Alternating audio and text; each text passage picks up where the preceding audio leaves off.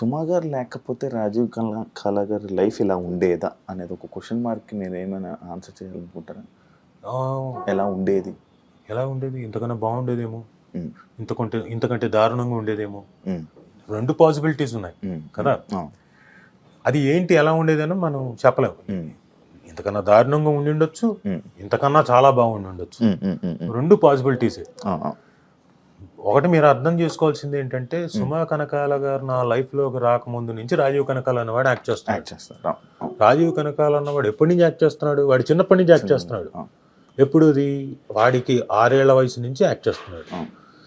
Television అన్నది పుట్టిన దగ్గర నుంచి ఆల్మోస్ట్ 1981 అన్న తర్వాత 81లో మా అమ్మతో పాటు మా అమ్మ యాక్ట్ చేయడానికి వస్తే దూరదర్శన్లో, సోమాజిగూడలో దూరదర్శన్ ఉండేది. అప్పుడు కూడా నేను ఆవిడతో అకంపెనీ చూసేవాడిని. నాటకాలు అవన్నీ ఆన్లైన్లో జరిగేవి, ఆన్లైన్ సెటప్లో 3 కెమెరాలతో.